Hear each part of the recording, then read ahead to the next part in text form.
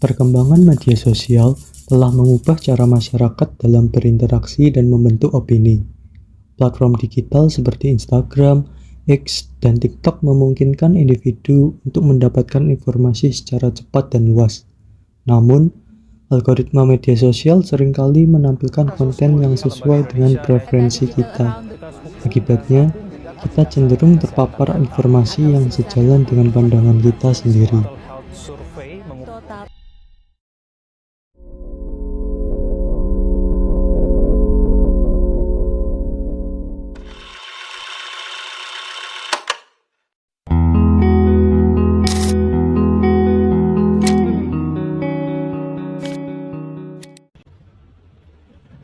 Gimana?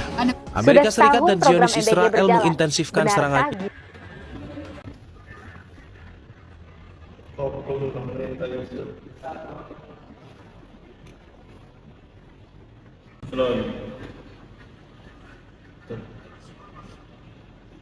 MBG saya fungsinya apa sih? Kasih makan anak sekolah kan?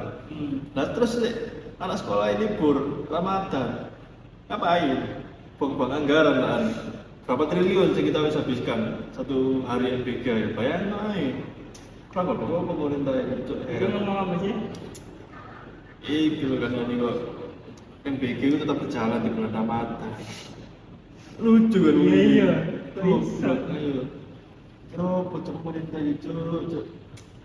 Setiap hari kita menghabiskan banyak waktu di media sosial. Kita membaca berita, melihat opini orang lain, dan ikut berdiskusi tentang berbagai isu. Seringkali kita merasa bahwa semua orang di timeline kita memiliki pendapat yang sama dengan kita. Namun, ketika ada seseorang yang berbeda pendapat, konflik seringkali langsung muncul. Fenomena ini dikenal sebagai echo chamber. Echo chamber adalah kondisi ketika seseorang hanya terpapar pada informasi yang memperkuat keyakinannya sendiri. Hal ini dapat terjadi karena algoritma media sosial yang menampilkan konten sesuai dengan apa yang sering kita lihat, sukai, atau bagikan. Ketika kita berada di dalam echo chamber, perbedaan pendapat bisa terasa seperti serangan. Kondisi ini dapat memicu emosi negatif, stres, bahkan konflik sosial di ruang digital. Dengan membuka diri terhadap berbagai sudut pandang, dapat membantu kita memahami isu secara lebih luas.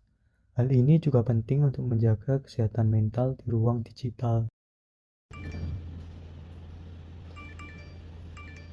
Media sosial seharusnya menjadi ruang untuk belajar dan berdiskusi, bukan hanya sebagai tempat untuk memperkuat opini yang sudah kita miliki. Dengan berpikir lebih terbuka dan kritis, kita dapat menciptakan ruang digital yang lebih sehat bagi semua orang.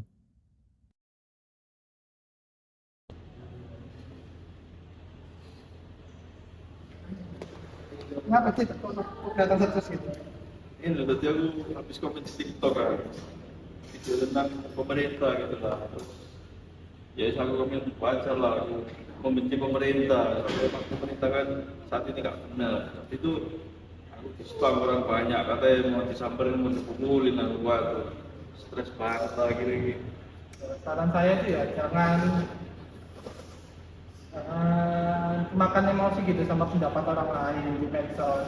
Dan lihat ya namanya echo chamber. Echo chamber itu merupakan algoritma gitu di media sosial yang munculin sesuatu yang kamu suka sama ngajuin video kontra yang tidak kamu suka gitu ya. Oke.